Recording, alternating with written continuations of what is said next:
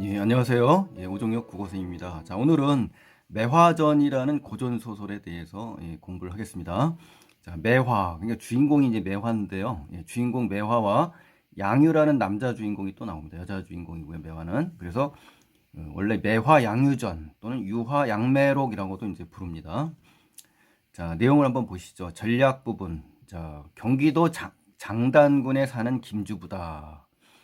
자, 그러니까 이제 인물이 나왔는데요. 제가 이제 구체적인 장소도 좀 알아봤습니다. 파주입니다. 파주 근처. 경기도 북서부지요. 그러니까 여러분 뭐 아실 필요는 없습니다만 그래도 정확하게 할 때 하면은 또 이제 지리적인 위치까지 알면은 어디 근처다 그러면 더 훨씬 더 현실 감각이 있지 않습니까? 그래서 적어봤어요. 김주부다. 주부. 종육품 벼슬이 이제 주부고요. 매화라는 매화가 이제 김매화가 되겠죠. 김주부니까 여기서는 이제 소녀라는 이름으로 또 나옵니다. 뒤에 무남동녀 외동딸이다. 그러니까 이제 아이가 이제 자식이 하나밖에 없는 거죠. 딸 하나. 조정의 간신들이 자 간신들이 나왔네요. 또 부정적인 세력 김주부의 도수를 두려워하여 그러니까 아버지 매화의 아버지가 도인이네요. 도인 그렇죠? 도수를 부릴 줄 아는 사람. 그러니까 간신들이 두려워한다는 걸로 봐서 이 도술이 뛰어난 것 같아요. 해치려고 하자 매화는 이제 남장을 시킨다. 남장 모티브가 나왔네요. 남자의 옷을 입고 길거리에 이제 둔 겁니다. 이제 버리는 거죠. 김주부 내외는 부부는 구월산으로 이제 들어갑니다. 이제 황해도에 있거든요. 그러니까 경기도 파주에서 이제 황해도 서북 쪽으로 이제 간 걸로 봐서 거리 감각도 이제 키우시면 좋겠죠. 여기서 이쪽으로 갔구나. 그러면은 훨씬 더 이해하기가 좋을 것 같습니다. 자, 부모, 김주부 내외죠. 김주부 내외가, 부모를 잃어버린 거니까 이제 유년기에 이제 기아 모티브가 나왔네요. 그죠? 우리 남장 모티브, 기아 모티브. 영웅소설에서 특히 잘 나오는 것이 이제 기아 모티브입니다. 그래서 매화는 이제 고아가 된 거예요, 고아가. 연안골은요, 황해남도 남동부입니다. 그러니까 이 길거리라고 했잖아요. 그러니까 이제 황해도에 있는 고을에 이제 길거리에 버려두고 이제 부모는 이제 그곳 산으로 간 겁니다. 고을산으로. 성인동이라고 있는데 이 성인동에 사는 조병사라는 사람이 있습니다. 조병사. 이름은 아니고요. 이 병사는 병마절도사란 그 직함이에요. 그래서 이 주부다, 병사다 이렇게 이제 직접적인 이름이 안 나왔다라는 거 참고하시고요. 이 종이품 무관직이라고 합니다. 당시에 그 병마절도사인데요. 현대의 사단장급입니다. 이제 소장, 이제 별 2개짜리죠. 그러니까 이 매화의 양육자이자 조력자 역할을 하는 사람이 누구다? 바로 조병사다. 그 집에 이제 들어가게 된 겁니다. 어떻게 들어갔냐면 이 시비, 계집종이죠. 시녀 옥란이에게 이제 발견이 됩니다. 그래서 그 집 아들, 또 아들이 있죠. 양유입니다. 양유. 그러니까 조양유가 되겠죠. 아버지 이름이 조병사니까. 그래서 조 씨의 이름을 따서 조양유. 그러니까 함께 글 공부를 하면서 행복하게 이제 자랍니다. 여기까지 이제 좋았어요. 행복하게. 이때라는 건요. 공간적, 시간적 배경을 막 전환하지 않습니까? 우리 소설에서 상투적인 표현이에요. 그렇죠? 뒤에 나옵니다만 저 각설, 차설도 마찬가지인데요. 화제를 돌려 다른 이야기를 꺼낼 때라든가 앞서 이야기한 내용을 그만둔다는 뜻의 의미로 쓰이는 경우가 각설, 차설도 있고요. 이때 이렇게 화제 전환을 할 때 상투적으로 쓰이는 표현들입니다. 알아두시면 좋겠고요. 양유는요, 이제 버드나무 양자에 버드나무 유자입니다. 그러니까 봄을 상징하는 그런 이름이에요. 벌써 이 봄 이름 자체가 벌써 봄을 상징하잖아요. 매화도 역시 마찬가지입니다. 매실나무라고도 하고요. 매화나무인데 추위를 이기고 꽃을 피워내는 것이 이제 매화지 않습니까? 봄을 먼저 알려준다는 꽃이 바로 매화입니다. 그래서 기품과 품격을 나타내는 그러한 꽃 말이 있거든요. 그러니까 양유와 매화가 잘 어울리죠. 그래서 이제 학당으로 돌아오니 학당이라는 건요, 여러분 그 글방입니다. 글방, 서당 아셨죠? 공부방이라고 생각하시면 돼요. 돌아오니 매화가 눈물 흔적 있건을 양유가 이제 그 눈물 흘리는 매화의 모습을 보고 말하기를 너 어찌하여 먼저 왔으며 슬픈 안색이 있느냐 왜 얼굴빛이 슬프냐 이렇게 물어본 거죠. 그랬더니 아마도 곡절이 있을 것 같다. 어떤 특별한 복잡한 사정이나 이유가 있을 것 같다. 너의 그 연유, 까닭, 내막, 진상을 좀 말해다오 이런 얘기겠죠. 오늘 사람들이 여자가 남자 복장을 입었다 하니 그 일로 그러한가 싶다. 그럼 너 여자가 맞냐? 뭐 이런 얘기네요. 그러니까 이 양효가 이 같이 공부하는 이 매화를 여자가 아닌가 지금 의심하는 장면이 되겠네요. 그렇죠? 예, 소문과 함께 양유의 모습을 보고 여자가 남자 복장을 입었다는 소문을 듣고 또 매화의 정체, 신분이나 실체, 본색 이런 것들 정체를 의심한다라는 것으로 우리 알 수가 있습니다. 이 대사에서 매화가 흔연히, 흔연이라는 건요 앞으로 고전서에 많이 나온 단어인데요.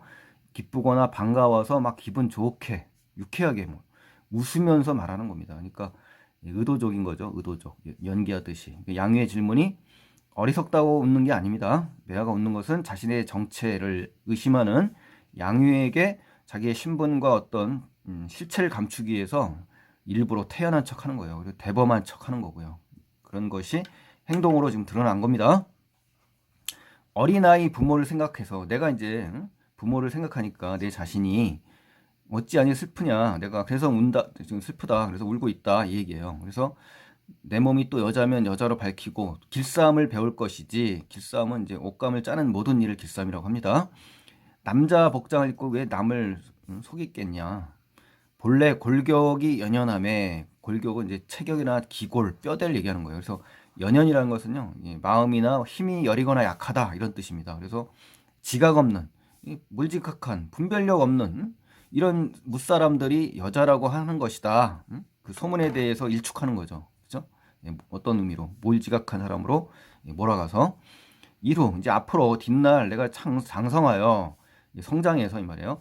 골격이 이제 웅장해지면 장부라는 것은 혈기왕성한 장년의 남자를 얘기합니다. 그래서 분명하게 될 것이니라 이렇게 이야기를 한 거죠. 그러니까 이 밑줄 친 A를 통해서 이제 매화가 감추려던 자신이 여자라는 사실을 어떻습니까? 양효는 모르고 있지만 독자는 알고 있는 상황이죠. 그래서 양효는 지금 현재 모르는 상황입니다. 뭐 그거는 쉽게 판단할 수가 있겠죠. 하고 단정히 앉아 풍어를 읊으니, 자, 풍어를 읊는다는 것은요, 우리 한자로 음풍농월, 음풍영월, 우리 시조에 많이 나오죠. 그러니까 아름다운 자연을 보고 경치를 읊거나 노래하는 겁니다. 아셨죠? 그래서 소리가 웅장하다라는 건요, 아주 거대하고 성대하다. 그러니까 남자의 그런 목소리라고 생각하시면 되죠. 호치, 이가 아주 깨끗한 백치를 들어서 옥반을 치는 듯. 그러니까 이제 노래를 부르니까 크게 입을 벌리니까 이제 하얀 이가 드러날 것이고 마치 옥쟁반을 때리는 것 같더라고요. 그 노래의 웅장함이. 그러니까 이 옥쟁반을 두드리거나 연주한다는 의미에서 비유를 가지고 온 겁니다. 그래서 진시, 정말로 참으로 남자의 소리가 분명하구나라고 하면서 어떻습니까? 우리 양유가 의심을 거두고 있습니다. 이 장면에서는 양유 그 소리 들으면 남자가 분명한데 이 향을 아주 특별하면서 좋은 향기가 난단 말이에요. 여자의 향기죠, 여자의 향기. 그러니까 매화니까 매화의 향기라고 또 할 수가 있네요, 그렇죠? 만당이라는 건요 해석이 분분할 텐데요. 제가 봐서는 지금 어디에 있는 거죠? 지금 공간이 지금 학당에 있는 거지 않습니까? 학당, 그렇죠? 학당에 있는 거기 때문에 여기 나왔죠, 학당. 여기에 당자를 끌어오시면 되는 거예요. 여기 당자, 그렇죠? 그러니까 만당이라는 거는 이 향기가 이 학당에 가득 찼다라고 해석을 하셔야죠. 해석을 잘못하면 안 돼요. 뭐 어떤 책에도 보면 이제 뜰에 서 있다, 뭐 바깥에서 했다, 뭐 이렇게 별의별 그 해석이 될 수가 있습니다만 제가 보는 그 근거로는 이 학당 아니기 때문에 만당이라는 말을 쓴 거로 유추가 됩니다. 다만 매화의 태도를 보고, 그렇죠? 매화의 태도를 본다. 그래서 마음만 상할 따름이다. 그렇죠? 굉장히 불편하고 언짢을 따름이다. 이 얘기죠. 왜? 여자가 아니기 때문에. 그렇죠? 매화는 남자 같은 목소리로 풍어를 읊어 자신의 정체를 감춘 거죠. 그러니까 우리 한자로 우리 암양부동이라는 그런 매화를 소재로 한 시조들 많이 봤잖아요. 그렇죠? 양유는 매화가 웅장한 목소리로 풍어를 읊는 것을 듣고 목소리만 들으면 남자가 분명하다고 생각한 거예요. 또 매화의 정체에 대해서 굉장히 혼란스러워하는 장면이고, 또 매화가 일부러 남성처럼 웅장한 목소리를 내서 여성임을 지금 숨기는 장면이 나왔고, 그래서 남자의 소리 같은지라라는 그 표현에서는 서술자의 주관적 개입이 드러났다라는 거, 이것까지 확인하시면 좋겠네요. 그리고 B 부분, 이 부분이죠. 그 탄로날 뻔한 비밀이 드러나지 않게 되면서 서사적인 어떤 흥미가 강화되겠죠. 그죠? 드라마랑 연극으로 각색하면 훨씬 더 어때요? 흥미진진한 부분이 될 수가 있죠. 또 B에서 매화가 여자라는 사실이 거의 밝혀질 뻔하다가 밝혀지지 않은 이러한 아주 그 긴장감이 넘치면서 흥미가 넘쳐나는 그런 부분이 되겠어요. 독자는 매화의 비밀이 언제 어떻게 탄로날지 궁금증을 이제 독자에게 더하게 되죠. 그러면 이로 인해서 서사적 흥미가 더욱더 강조되는 겁니다. 자, 이때 다시 이제 화제가 이제 바뀝니다. 놀기 좋은 춘3월이라, 그죠? 예, 배경이 나왔어요. 시간적 배경. 춘풍을 못 이겨 양유 매화를 데리고, 그죠? 예, 이름 자체가 봄이잖아요. 그러니까 춘풍을 못 이겨 양유가 매화를 데리고 함께 경치입니다. 경치. 그러니까 산이나 물 따위의 자연의 모습을 얘기하는 거고요. 예, 풍광이라고도 합니다. 따라 놀더니, 그렇죠. 서로 풍어를 지어 움풍농어리라고 했잖아요. 그렇죠? 시를 주고받는 거죠. 화답하니 매화 양유의 글, 우리 소설에서는 삽입시라고 하는데요. 이걸 받아보니 말하는 겁니다. 뭐라고 말하냐? 양유는 먼저 봄빛을 얻었는데 이렇게 이야기하는 겁니다. 그렇죠? 네. 매화는 어찌 즐겁지 아니하냐라고 하면서 이제 매화의 글을 양유의 글을 매화가 읽은 겁니다. 그러니까 이제 중의적인 표현이 되는 겁니다. 양유와 매화는 양유이자 버드나무가 되는 거고, 매화는 매화이자 사람 매화가 되는 거니까 이제 중의적인 표현이고요. 이 봄빛은 매화에 대한 연정을 상징한다라고 볼 수가 있습니다. 자, 그럼 이제 두 번째 페이지로 이제 가보실까요? 네, 두 번째 페이지에 가시면 양유가 매화의 글을 받아보니 어떻게 돼 있어요? 이제는 나비가 꽃을 알지 못하고 원앙새가 물을 얻지 못하였도다. 그러니까 양유가 매화를 알지 못하고 매화가 양유를 얻지 못했다라고 이제 매화가 이제 화답을 한 겁니다. 그래서 매화가 양유에게 이제 화답한 시인데, 양유에 대한 매화의 연애 감정을 이제 우회적으로 돌려서 말하는 겁니다. 직접적으로 얘기한 게 아니라 뭐 우회적으로 돌려서 말한 거고요. 또 화자의 마음을 우회적으로 드러냄으로써 상대방의 다음 행위의 동기부여가 되는 거죠. 그렇죠? 네. 그래서 양유는 이 시에 담긴 이러한 감정을 간파합니다. 꿰뚫어 보고 비로소 매화가 여자임을 확신하는 거죠. 그래서 매화에게 청혼하게 되는 상황이 옵니다. 두 번째로 알아셔야 될 것은 이제 주인공 남성과 여성을 각각 나비와 꽃에 지금 비유했죠. 그래서 여성을 수동적인 존재로 보았고, 이건 뭡니까? 당 시대의 관습적 사고를 짐작하게 하는 겁니다. 자, 양유는 나비, 매화는 꽃에 비유했다. 그래서 남성과 여성의 관계에서 능동적인 건 남성, 수동적인 것은 여성. 그래서 당 시대의 봉건적인 관습적인 성인식이 반영된 결과다라고 정리를 하시면 되겠습니다. 세 번째, 원앙새가 이제 부부를 상징하잖아요. 그래서 양유와 매화가 부부의 인연을 맺지 못하고 있는 현재 상황을 암시하는 거고요. 시의 둘째 줄에 가면 물을 얻지 못했다고 그랬죠. 원앙새가 등장하지만 원앙이 부부를 상징하는 전통적 소재로 이제 등장한 거고요. 상황이 여의치 않아 이제 부부가 되지 못했다. 이게 바로 물을 얻지 못한 겁니다. 그래서 두 주인공의 현재 처지를 지금 암시하는 겁니다. 네 번째로 이제 아셔야 될 건 뭐냐? 양유와 이제 매화를 자연물에 빗대 표현한 겁니다. 지금 그러면서 두 인물 사이에 갈등이 드러났다 그랬는데 이제 이건 잘못됐습니다. 왜냐면은 매화는 양유와 자신을 각각 자연물인 나비와 꽃에 비유한 건 맞아요. 하지만 매화가 여성임을 알아채지 못하는 양유에 대한 안타까운 마음을 지금 제시한 겁니다. 나비가 꽃을 알지 못한다는 의미는 매화가 내가 여성이지만 당신은 모르고 있네 하는 안타까움, 그렇죠? 이런 심정이 담겨 있는 거고, 마지막 다섯 번째는 이제 못하다라는 부정 표현을 반복적으로 쓰였죠. 반복법을 써서 앞으로 일어날 불행한 사건을 암시한다, 이건 아닙니다. 왜냐면은 양유가 매화를 제대로 알아보지 못하고 두 사람의 부부의 인연을 맺지 못하는 그 처지와 상황에 대해서 안타까운 감정을 더 강조하려는 효과지 불행한 사건을 암시하는 것은 아닙니다. 자, 그래서 이제 이 삽입시에 드러난 내용, 이 표현을 정확하게 꼭 기억을 하셔서 시험에 대비하시기 바랍니다. 자, 이에 양유가 그 글, 자, 매화의 그 화답시죠. 그래서 매화의 정체를 확인하는 계기가 바로 이 화답시입니다. 크게 놀라 대경하고 기뻐하는 거죠. 놀람과 기쁨이죠. 그렇죠? 그대 행색이, 그대 그 겉모습이나 태도가 남다르다. 남자인데 뭔가 다르다고 느꼈던 거죠. 그래서 내가 좀 사랑했었는데 풍모가 정녕 여자로구나라고 하면서 자기의 본심을 이제 이야기하는 겁니다. 그러하면 백년해로 어떻겠느냐. 그러니까 이제 백년 동락, 백년 해락. 이제 평생을 사이좋고 즐겁게 함께 늙자. 청혼을 하는 장면이에요. 그러니까 프로포즈를 지금 구원하는 장면입니다. 지금 매화에게. 매화가 이제 고개를 숙입니다. 그리고 수색, 고개를 숙이는 이유는 바로 뒤에 나왔네요. 수색이라는 건요, 근심스러운 기색, 얼굴빛을 얘기하는 거예요. 만한하다. 만한이라는 건요, 얼굴에 가득하다. 얼굴 안자예요. 가득 찰 만자. 그러니까 근심과 걱정이 얼굴에 가득 찼다. 그러면서 이제 말하기를 나는 과연 여자고 그대는 사부다. 응? 사부라는 것은 이제 사대부 집안이 높은 집안이라는 거죠. 집 자제요. 응? 나는 유리걸식이라는 건요. 정처가 없고 떠돌아다니면서 빌어먹는 전전걸식하는 그러한 형편이라는 거죠. 그래서 어찌 부부가 될 수가 있겠냐라고 하면서 신분 차이에 의해서 걱정을 하는 장면이죠.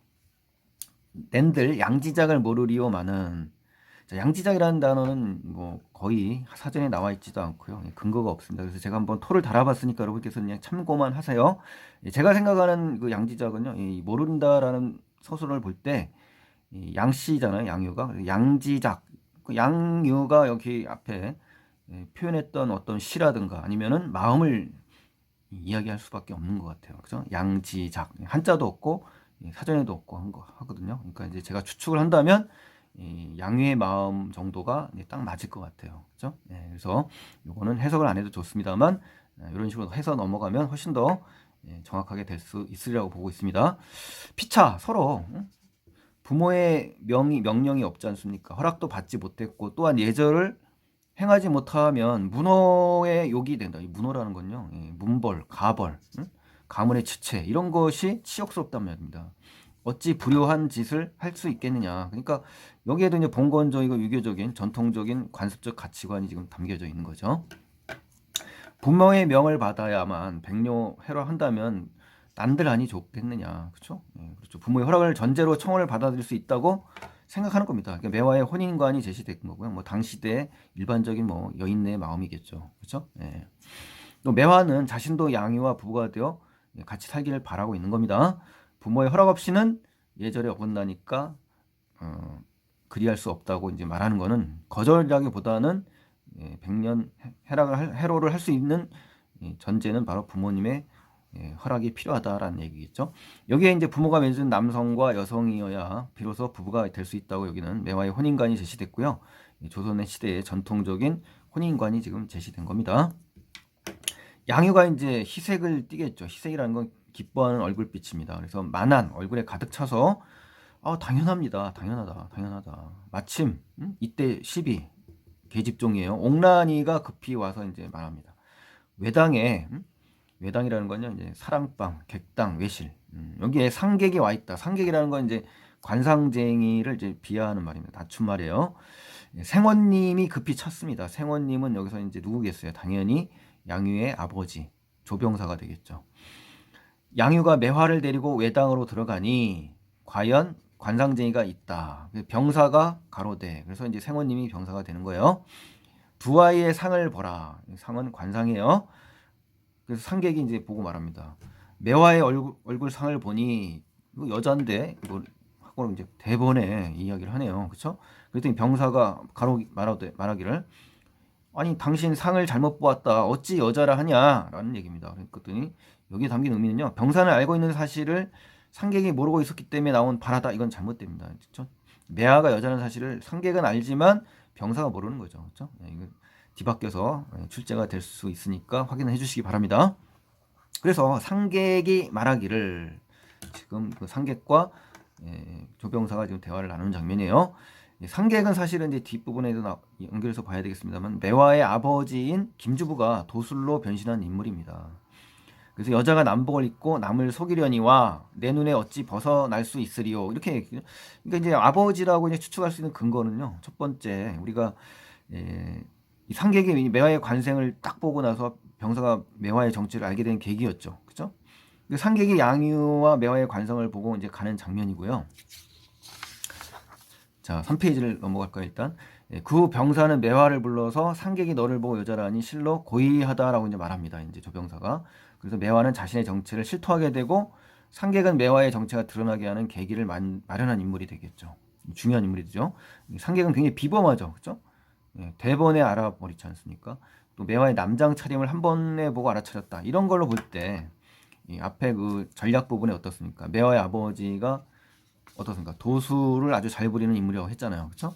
첫 번째 근거는 이제 도술에 능통한 아버지라는 거죠. 그리고 딸인 자기 자식에 대해서 이렇게 정확히 알 수 있는 건 친자식이기 때문에 이 김주부의 변신한 인물이라는 것을 추측할 수 있는 계기가 될 수가 있습니다. 예, 확신할 수는 없습니다만 그럴 것이다라는 것이 많이 연결이 되죠. 왜냐하면 김주부가 상객이라는 말은 안 나왔으니까. 그렇죠? 예, 그래서 추론에 의해서 짐작은 할 수 있다라는 거로 정리를 하시면 좋겠어요.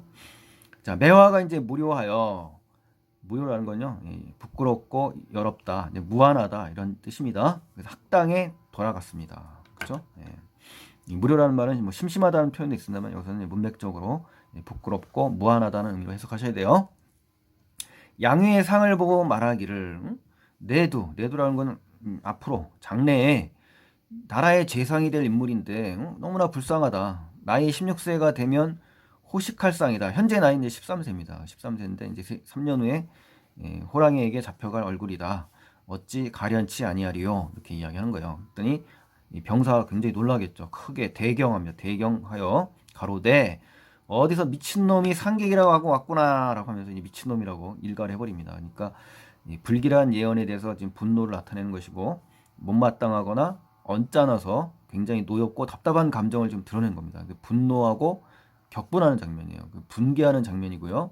그래서 하인을 불러 쫓아내라 하기를 상객 일어나 두 걸음에 인훌불견. 자 보세요. 언뜻 보이다 갑자기 사라져버렸어요. 이게 바로 뭡니까? 도수를 부리고 있다는 거죠. 그러니까 상객이 굉장히 신비한 인물임을 보여줘서 그 예언에 대한 병사의 태도를 지금 변하게 할 수 있는 계기가 되는 거고요. 상객이 양위의 관상을 보고 그에게 닥칠 애곤을 예언하는 장면입니다. 그래서 병사는 처음에는 몹시 화를 내며 미친 사람이 믿지 못할 예언을 무시하려고 했었거든요. 근데 상객의 이 신비한 행적을 보고 나서는 그 예언을 믿게 되는 겁니다. 그래서 신이함, 신비로움, 신기하고 이상함, 뭐 전기성 여기서 이제 다 드러나는 거죠. 그래서 도술에 능통하다라는 걸 통해서 우리 김주부라는 것을 또 한번 짐작해 하는 겁니다. 실로 고의하다는 건 괴상하다. 그래서 상객이 앉았던 자리를 보니까 이 상객은 작품의 복선 역할을 하고요. 혼인 승락의 계기를 만들어내는 인물이에요. 한 봉서가 있다. 편지죠, 편지. 겉봉을 봉한 편지인데 함서라고도 합니다. 즉시 개탁하니, 개탁. 우리 흥부전에도 보면 나오죠. 개탁. 봉한 편지나 서류를 뜯어보는 겁니다. 양유와 매화로 부부가 아니 된다면 임진년 3월 초 3일에 필연 호식을 당하리라. 그러니까 예언을 한 겁니다. 즉 임진년이니까 임진년은 이제 우리 1592년 4월 13일에 임진왜란이 발발하거든요. 그러니까 이게 전쟁이 일어나네, 그렇죠? 이 시기에 선조 임금 배경이 되니까 봉서의 내용은 뭡니까? 복선의 기능을 하고요. 조병사가 혼인을 허락하는 계기가 되는 거고 세 번째 양유의 애군을 막는 방책이 담겨 있는 겁니다. 병사가 견필에 대경하여 견필이라는 건 편지를 다 보고 나서 크게 놀라 말하기를 무수히 슬퍼하다가 매화를 불러 말합니다. 그래서 너를 보고 여자라고 하니 실로 이상하다 하면서 여기서는 이 양이와 매화 독전 다 아는데 병사만 모르고 있는 거죠. 여자라는 거를. 그래서 여기에서는 이제 매화가 여자라는 사실을 병사가 모르고 있기 때문에 나온 이야기고요. 해당 발화가 이루어진 시점에서 매화가 여자라는 사실은 양유와 매화 독자만 알고 있다. 이거는 쉽게 여러분께서 짐작하실 수 있을 것입니다. 하시고 무수히 슬퍼하시거늘 매화 두 번 절하고 말하기를 소녀 어찌 기망하려오리까. 호칭이 바뀌었어요. 기망은 남을 그럴듯하게 속이는 겁니다. 기만하는 거예요. 그래서 소녀 과연 여자입니다. 일찍 부모를 이별하였고 일신을 감출 길 없사와 남자 옷을 입고 기망하였으니 죄를 범하였나이다 하거늘 하면서 남장의 이유를 제시했고요. 병사가 크게 또 놀라면서 또 기뻐하는 겁니다. 더욱더 사랑해줘요. 양유의 자식이 자식의 애군을 막을 수 있는 기회가 왔기 때문에 그런 거죠. 오늘부터 내당에 들어가라. 내당이라는 건요, 이제 여자가 거처하는 방인데요. 병사가 남녀 유별의 유교적인 관점에 따라 내린 결정이고요. 병사는 매화가 여자임을 알게 된 이후에 매화를 내당에 거처하면서 둘 사이를 떨어뜨려 놓습니다. 그래서 남자와 여자는 서로 구별이 있다는 거죠. 그래서 도덕적 관념에 따른 조치가 되는 겁니다. 남녀는 유별하다. 부부 유별, 남녀 유별. 그렇죠? 유교적인 그런 사상이 담겨 있는 겁니다. 하시고 매화의 손을 이끌어 내당, 규방이라고 하죠. 우리 그렇죠? 규원가에 우리 배웠죠. 규방, 내실. 그러니까 부인이 있을 겁니다. 이제 최씨 부인인데요. 한번 부인의 정보는 밑에 나오니까 한번 보시죠. 매화는 여자라 하니 어찌 사랑하지 아니하리요. 행실을 가르치리라. 그러니까 이제 뭔가 지금 품행을 가르쳐라 이렇게 이제 지시를 내렸어요. 근데 학원을 최씨 부인이 크게 기뻐하면서 연연하다. 여기서 연연은요, 몹시 애틋하게 이제 대해주는 겁니다. 이때 병사 외당에 나가서 다시 이제 내당에서 외당으로 장소가 이동되고요. 양유를 불러 말합니다. 매화는 여자라 하니 앞으로 매화와 함께 한 자리에 있지 말아라라고 남녀 유별, 즉 유교적인 관점에서 결정을 한 겁니다. 하시는데 양이 어찌 부모의 명령을 거역하리요 하면서 작가의 주관적 개입이 지금 들어가 있는 겁니다. 차설이라, 이 차설이라는 건 이제 또 화제를 전하는 그러한 그 부사어입니다.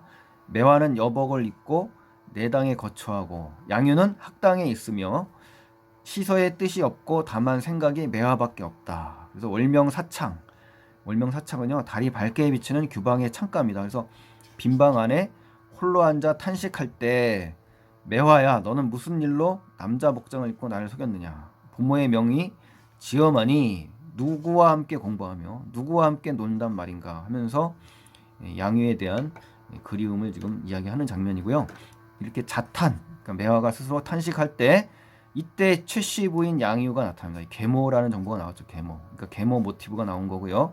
매화의 인물을 보니까 탐하게 생겼다면 너무 미인이 있고 하니까 매일 사랑하시더라.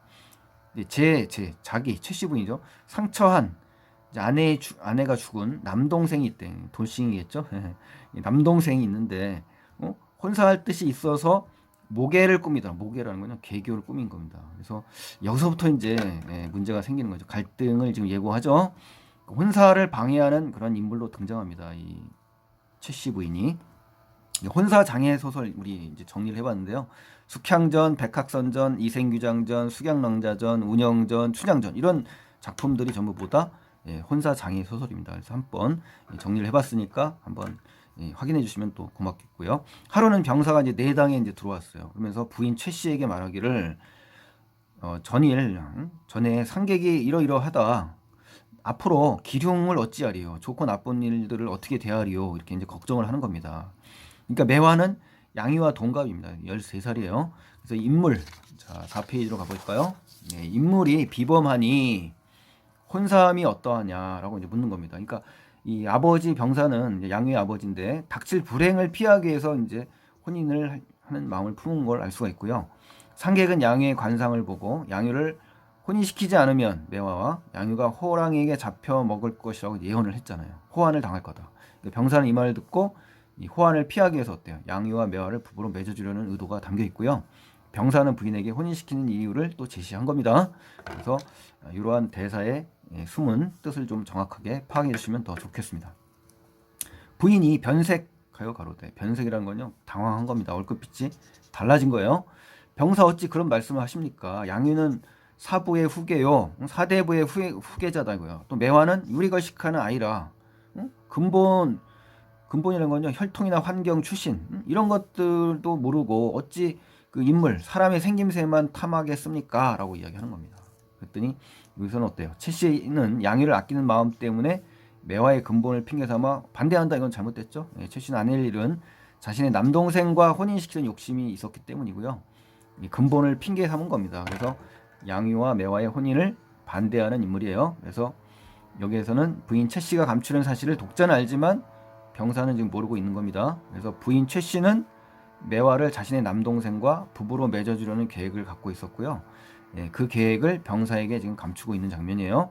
그래서 병사는 어때요? 최 씨의 계획을 알지 못하고 최 씨의 말을 따라 양유와 매화의 혼사를 유보하게 되는 그런 장면이 된 겁니다.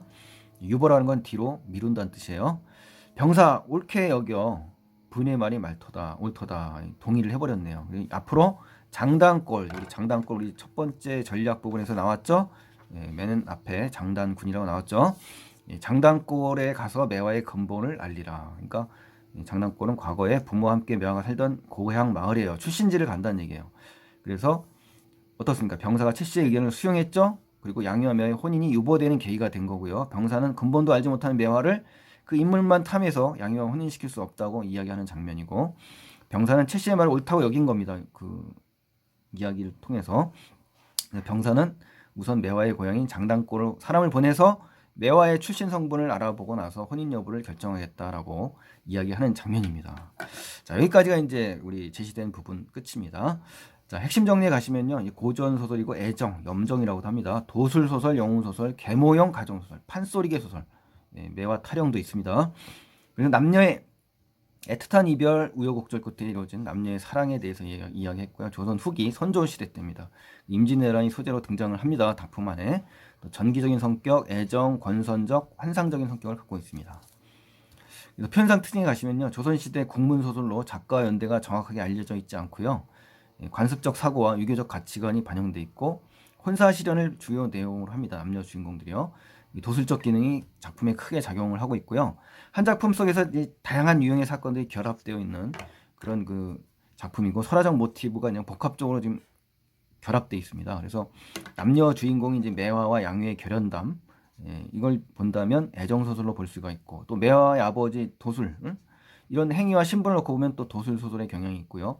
또 혼사를 방해하는 인물로 계모가 나타나죠. 가정 소설. 그리고 도술, 기아, 계모의 모함, 이별과 만남 등 이런 여러 모티브가 지금 결합된 그런 소설입니다.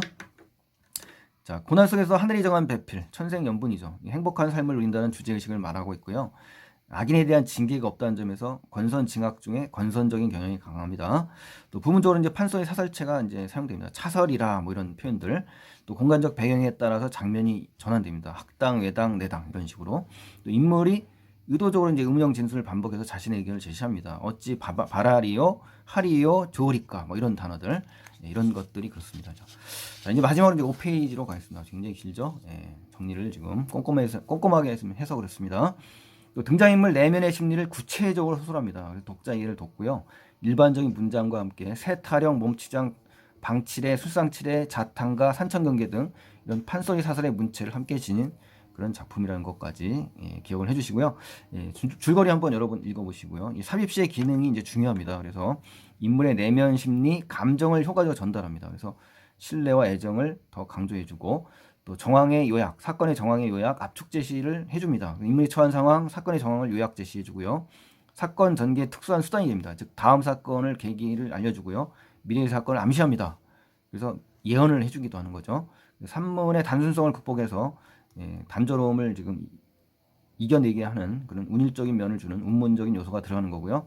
서정적이고 낭만적인 어떤 시적 분위기를 만들어주고 또 주제를 집약 제시해주고 인물의 심리 혹은 사건을 비유와 함축적으로 제시합니다. 그래서 이러한 삽입시에 여러 기능이 있는데 그 시마다 정확하게 어디에 해당되고 해당되지 않는지는 여러분이 내용을 보고 판단을 하셔야 돼요.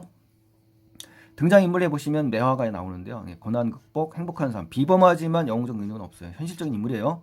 조양은 어떻습니까? 유약하고 결단력이 없어요. 그래서 영웅적 능력도 없고 현실적인 인물이에요. 교류를 막는 아버지를 원망하지만 실적인 대응을 하지 못하는 그런 유약한 인물이고요. 김주부는 조력자입니다. 조력자. 또 신비한 능력을 가진 초현실적 인물입니다. 조병사는 어때요? 매화의 천한 신분을 확인한 후 아들 양유와 교류를 막는 그런 인물이고 최시부인은 계모요. 계모 양유의 또 혼사 방해자고 또 자기의 동생과 결혼시키려는 의도를 갖고 있는 위선자입니다. 자, 그럼 매화전과 내용상 공통점이 있는 작품들 도술가 이 비범한 능력이 나타나는 게 홍길동전, 뭐 박시전이고 남장한 여주인공이 등장하는 경우는 홍계월전, 뭐 김희경전 등 또 악인 계모가 등장하는 장화훈련전, 콩쥐파치전이 있는 대표적인 그런 작품들이에요. 자, 그리고 이제 마지막으로 이제 속고 속임 또는 감추고 드러남의 서사 구조인데 토끼전에 우리 주로 잘 나타나죠. 그래서 인물 독자 간의 속고 속임, 감추고 드러나는 이런 구조. 주변 인물은 알고 있는데 당사자만 모르는 경우, 그렇죠? 이런 것들은 어떤 게 흥미를 진진하게 만들고 강화하는 효과를 지닌다. 이건 한번 읽어보셔서 작품 속에서 설명을 해드렸으니까 확인을 해주시면 좋겠네요. 자, 긴 시간 동안 지금 매화전을 갖다가 이제 분석을 했는데요. 여러분 제가 시간을 투자해서 좀 더 세밀하게 지금 정리를 했습니다. 그래서 정성을 다해서 만든 그런 프린트니까요. 여러분 다운로드 받으셔서 공부하는데 유용하게 쓰시기 바라겠습니다. 어쨌든 도움이 되셨다면 구독 안 하신 분들은 구독 버튼 눌러주셔서 또 좋아요를 눌러주셔서 응원의 메시지를 주시면 정말 고맙겠습니다. 다음 시간에 또 뵙겠습니다. 고맙습니다.